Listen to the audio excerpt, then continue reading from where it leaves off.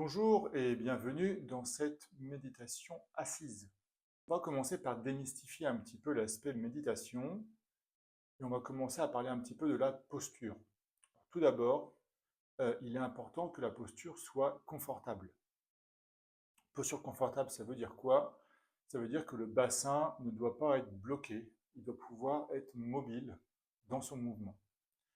Donc ici, on a un tapis, ça peut être un tapis de yoga, n'importe quel tapis. L'objectif, c'est bien sûr d'avoir les pieds positionnés de manière confortable et pas à même à un sol qui serait dur et qui pourrait être un peu douloureux au bout de quelques minutes de pratique. Et puis un coussin. Donc pour ma part, j'ai un Zafu, qui est un coussin de méditation. Ça peut être un autre type de coussin ou une brique.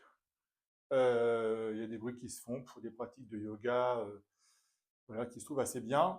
Ce qui est important, c'est que cette assise soit ferme. Si vous prenez un coussin trop mou, au fur et à mesure de la pratique, ça s'affaisser et vous serez moins confortable. Voilà, donc ça c'est pour démystifier un petit peu l'aspect pratique, l'aspect assise. Ensuite, au niveau des bras, des jambes, bien sûr, on n'a pas toujours la souplesse adaptée.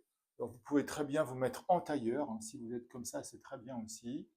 Le tout, c'est que les jambes soient posées de manière la plus confortable possible, même si au début, ce n'est pas très facile. Il y a aussi des personnes qui prennent un petit banc en bois et qui du coup peuvent mettre les jambes en dessous. Pourquoi pas? Pour ma part, il me semble quand même préférable de pouvoir avoir les jambes ouvertes, d'inciter à ce que les jambes puissent s'ouvrir sur les côtés pour faciliter la circulation de l'énergie.